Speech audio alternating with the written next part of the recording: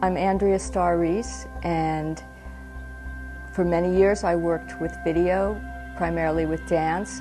On 9/11, I photographed the trade towers because I lived there. And for weeks afterwards, I continued to photograph the area. My footage was used by many TV and film people. I was interviewed about the experience, and it changed my life. I decided that I wanted to be a photojournalist. I wanted to do documentary work. In 2007, I began studies at the International Center of Photography's Photojournalism and Documentary Photography program. One of the first assignments was called New York Underground, and I took it literally. I went down into the subways, I went into a sewer, and I decided to go into the train tunnel.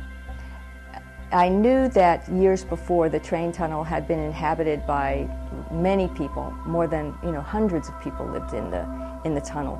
But during the 90s they had been evicted. I did think they would probably be back. Some of the people might be back. And I went up there and I figured if people could get in, that there had to be a way in, if people were living there. So I found the way in and I went in. I was photographing the tunnel, and I was standing near a ladder that was propped against the wall, and there were bags and suitcases, and if you looked up you'd see the rafters with shoes and clothes hanging. So it was clear somebody lived there. And I was shooting around there, and all of a sudden I noticed that next to me there was a cigarette burning on the ground. And I thought, okay, that's a signal.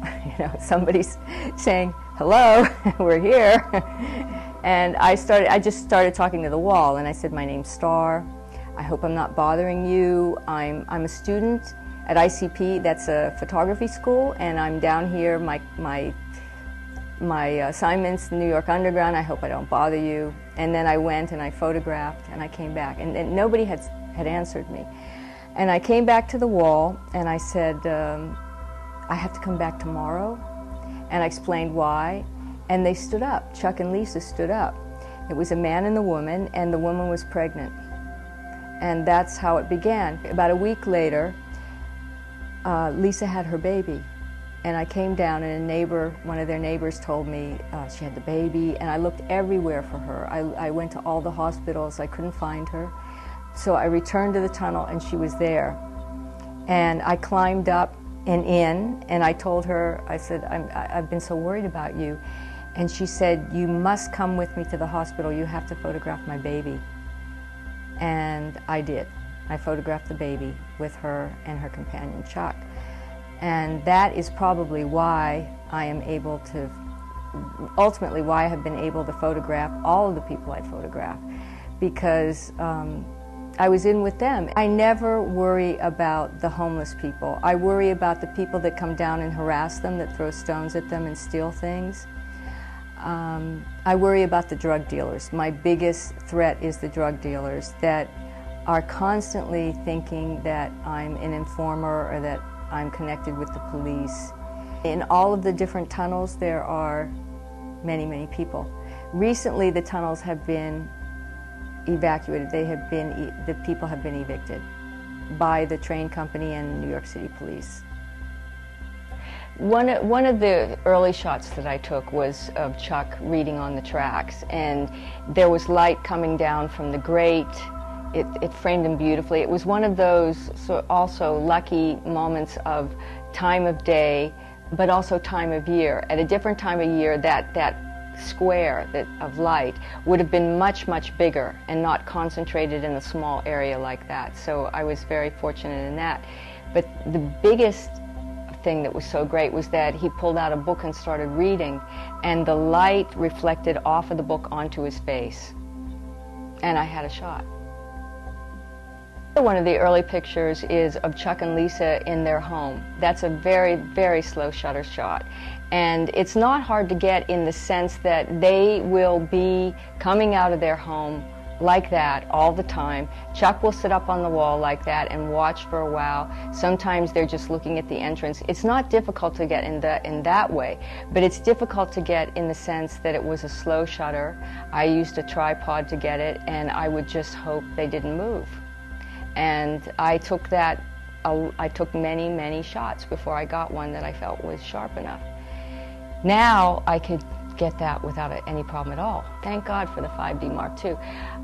The 1DS Mark II is a great camera, and it was wonderful to work with, but I did a lot of shots with very slow shutter speed, and I had to just, don't breathe, just hold this, like hope for the best, hope they don't move. But now I can get those same shots so much more easily. When Gio told me that he was going to be taking a homeless shower and to go ahead and record it, and he said, you should show people how we are able to keep clean, because people think we're dirty and we're not. And so I photographed it. It actually was a bit darker than it appears to be in the photograph, but with the 5D Mark II, it was gettable. When Lisa got pregnant again, I photographed her in the tunnel where she lives, and there's no light in there, just candles. And sometimes I may bring in a flashlight to enhance it just a bit. In the past, it would have been another difficult situation, and I would never have gotten it like I got it when I shot this time. When Lisa and Chuck are in an environment that's not natural to them, their immediate environment, their home, they are not very secure. Lisa clings to Chuck. She doesn't want to go outside her neighborhood without Chuck. And in the subway, I noticed that they stayed apart from everyone, and she was hanging on to him the whole time. People on the streets they want to be off the streets. They know it's a miserable life. One of the reasons why they want to tell their story is they would like people to know that it can get that bad if you use drugs or alcohol. And they have no illusions about the grimness of their environment and their lives. And after a certain amount of time, I approached them and said, I'm going to be photographing the dark side, because I think it's essential that people know what men have to do, what women have to do to survive out here. And they all agreed, yes, you have to show that part of it.